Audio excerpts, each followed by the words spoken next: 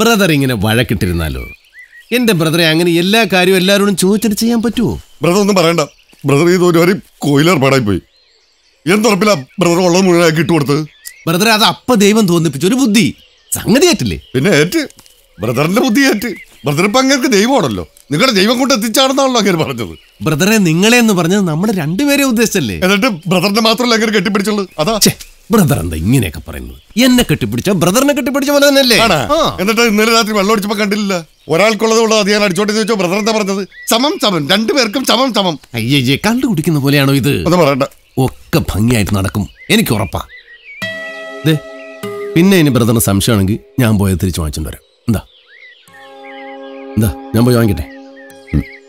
വേണ്ട, ബ്രദറിന് ഉറപ്പാണെങ്കിൽ വേണ്ട. പക്ഷെ ഉറപ്പാണോ? ഉറപ്പ്.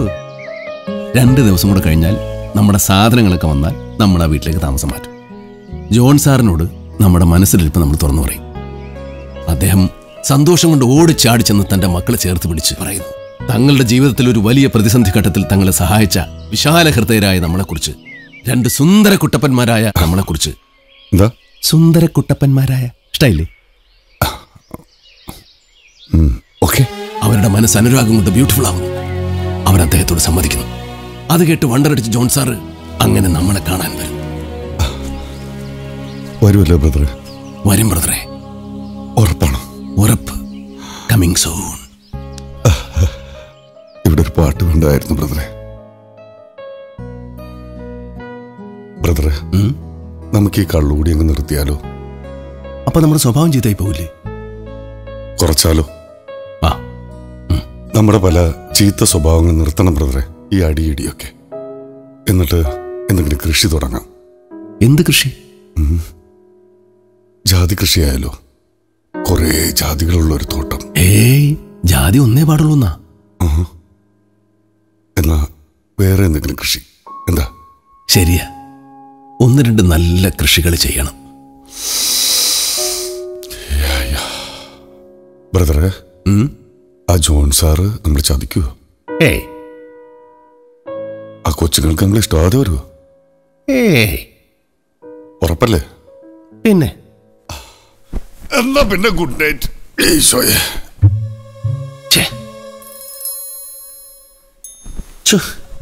വെറുതെ ഓരോന്ന് ചോദിച്ച് മനുഷ്യന്റെ ഉറക്കം കള. അതെ ബ്രദറെ, ബ്രദറിന്റെ ഉറപ്പ് കിട്ടിയപ്പോഴും എനിക്ക് സമാനമായത്. ഇപ്പൊ നല്ല ഉറക്കം വരുന്നുണ്ട്. ദേ കാലത്ത് എന്നിട്ട് എക്സസൈസ് ചെയ്യാനുള്ള കിടന്നുറങ്ങാൻ നോക്കി. അല്ല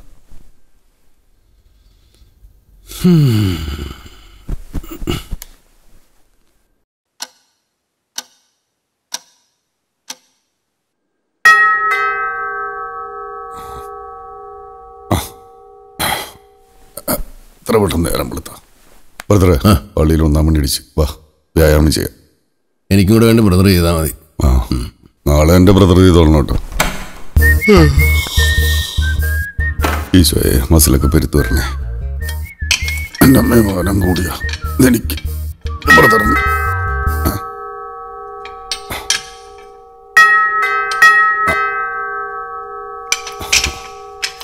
ഏതുണ്ടി കൊടുപ്പാൻ കാലത്ത്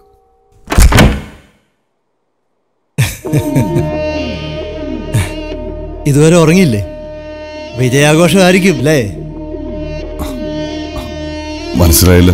നിങ്ങളാണല്ലേ ജോൺ സാമുവലിന്റെ സ്പോൺസേഴ്സ്? അതെ, നമ്മളാരാ? ഞാൻ ഐസക്, ഇത് ആൽബർട്ട്. കുറച്ച് കുഴപ്പക്കാരാ. ഓഹോ, എന്നാ പിന്നെ കുഴപ്പക്കാരി ചെയ്യില്ലേ? കിടക്കണമായിരുന്നു. ഇവിടെ കിടന്നു, പക്ഷേ ഇനി അവിടെ കയറി കിടക്കാൻ നോക്കരുത്. ആ ജോണിന്റെ വീട്ടിലെ. അല്ല, അങ്ങനെ കേട്ടു. 2 പെങ്കൊച്ചുങ്ങളുള്ള വീടാത്. അവരാണെങ്കിൽ ചിലപ്പോ ഞങ്ങളുടെ വീട്ടിലേക്ക് വരാനുള്ളതാ. ഇറങ്ങി പോടാ അവിടുന്ന്. നീക്കെന്താ ഭീഷണിപ്പെടുത്ത? ഏയ്, അവന്മാരാണ് ബ്രദറെ. ഏത് നമ്മുടെ ജോൺ സാറിന്റെ മക്കളെ പൊക്കാൻ നടക്കണ അല്ലേ? മറ്റവൻ പറഞ്ഞ ഗജപോക്കറികള്. പറഞ്ഞോണ്ടല്ലോ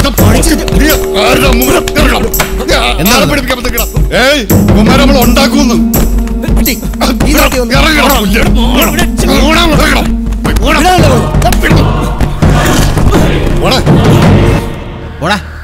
ഉറങ്ങും.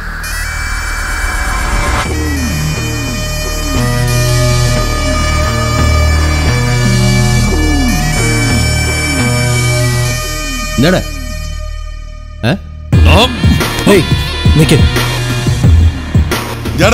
ബ്രദറിനെ കണ്ടപ്പോ കണ്ണ് തള്ളിപ്പോയാ? ഇല്ലെങ്കിൽ ഞാൻ ഒറ്റയ്ക്കാണെന്ന് കരുതിയാ? ഞാൻ ഒറ്റയ്ക്ക് മതിയാടാ, വേടാ. സോറി, അത് പേര് ബ്രദറിന്റെ പേരാ രജനീകാന്ത്. സ്റ്റൈല് കണ്ടില്ലേ? ഓടാപ്പ പോടാപ്പ ഓടാപ്പാ, ആളും കുടിച്ച് കണ്ണും കാണാൻ. ബ്രദർ വാ.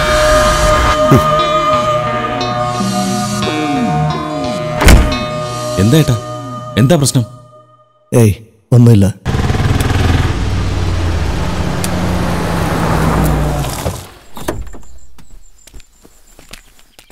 എന്താ സാറേ, വണ്ടി റിപ്പയറിംഗ് ആയോ? വണ്ടിയൊക്കെ കണ്ടീഷനാ, ഒരൊറ്റ കുഴപ്പമേ ഉള്ളൂ, സ്റ്റാർട്ട് ആയില്ല. ഓ, ഇതെന്താണോ വണ്ടിയില്? അത്യാവശ്യം ഡ്രസ്സും സാധനമൊക്കെ എത്തി സാറേ. ഇത് കുറെ ഉണ്ടല്ലോ. ഇതിന്റെ 4 ഇരട്ടി ഉണ്ടായിരുന്നു, ഒക്കെ പാവങ്ങൾ കൊടുത്തു ഫ്രീ ആയിട്ട്. ഡൊണേഷന്. വാ വാ വാ. നിങ്ങൾ അവിടെ നിൽക്കുവാണോ? വാ.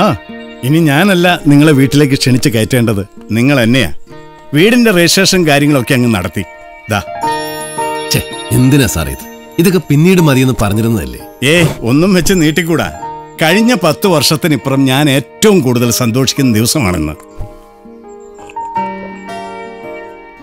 എന്റെ അപ്പൻ അപ്പൂപ്പന്മാരായി നടത്തിക്കൊണ്ടിരുന്ന ആശുപത്രി, സാമുവൽസ് ഹോസ്പിറ്റൽ, ചില ബാധ്യതകൾ വന്നപ്പോൾ സർക്കാർ അത് ഏറ്റെടുത്തു. ഇപ്പോ 5 കൊല്ലം കൂടുമ്പോൾ എക്സിക്യൂട്ടർ ആ ആശുപത്രി ലേലത്തിന് വെക്കും. അത് ലീസിനെടുക്കണം, നല്ല രീതിയിൽ നടത്തണം എന്നൊക്കെ വലിയ ആശയായിരുന്നു. പക്ഷേ ഇതുവരെ കഴിഞ്ഞില്ല. ഓരോ തവണയും അവന്മാര് ലേലത്തിന് വിളിച്ചെടുക്കും. ആ ആൽബർട്ട് ഐസക്കും ഒരെണ്ണം അടിക്കുന്ന ഒരു ചെറുതും. അയ്യോ വേണ്ട വേണ്ട. ആശുപത്രി അവർക്ക് വെറും ഒരു മറ, അവരുടെ കൊള്ളരുതായ്മകൾക്ക് സുരക്ഷിതമായൊരു മറ. ഇന്ന് അതെന്റെ കയ്യിലാണ്. അതിന് കാരണക്കാര് നിങ്ങളാണ്. നിങ്ങൾ തന്ന പണം കൊണ്ടാണ് ഞാനത് തിരിച്ചു പിടിച്ചത്. Thank you. സാറെന്തായി പറയുന്നത്? നന്ദി പറയാൻ ഞങ്ങൾ അന്യന്മാരൊന്നും അല്ലല്ലോ. കുറെ കാലമായി ഇങ്ങനെ കഴിച്ചിട്ട്. അധികം കഴിക്കരുതെന്നാണ് ഡോക്ടർ മക്കൾ ഈ പപ്പയോട് പറഞ്ഞിരിക്കുന്നത്. ഡോക്ടർമാർ അങ്ങനെ പലതും പറയും. ഇതൊക്കെയല്ലേ ഒരു കോളേജ് ലൈഫ്, ഇല്ല ബ്രദറെ? പപ്പ ആരോഗ്യം നോക്കണം. പപ്പ വിളി കേൾക്കാനൊരു സുഖമുണ്ട്. പക്ഷേ എനിക്കത്ര പ്രായമൊന്നും ആയിട്ടില്ലടോ, പ്രത്യേകിച്ച് മെറ്റബോളിക് ഏജ് വെറും 35. ഇതാ കണ്ടോ, ഞാൻ പഴയ ജിംനാസ്റ്റാ, പിന്നെ ഒരു ഫ്രീ സ്റ്റൈൽ ബോക്സർ. എനിക്ക് നല്ല പ്രായത്തിൽ അതിന് കിട്ടിയ ട്രോഫികളാണ് ഇതൊക്കെ. സത്യം. എന്താണോ ഒരു ബോക്സിംഗ് മോശക്കാരിയാ? അത് വലിയൊരു കലയാടോ. അതല്ല പപ്പ, ഞങ്ങളും ഈ ലൈനിൽ തന്നെയാ. ബോക്സിംഗ് സത്യം. അയ്യോ സാറേ, കോബ്രാന്ന് കേട്ടിട്ടില്ലേ? കോബ്രാന്ന് കേട്ടാ ഡൽഹി വിറയ്ക്കും. കോബ്രകൾ. ഇവർക്ക് ബോക്സിംഗിൽ കിട്ടിയ സമ്മാനങ്ങൾക്കും പൊരിഞ്ഞ ഇടിക്കും യാതൊരു കണക്കൂല. ഇടി കിട്ടിയെന്നോ? ആർക്ക്? ഒന്ന് പോരാ ഇടുന്നു.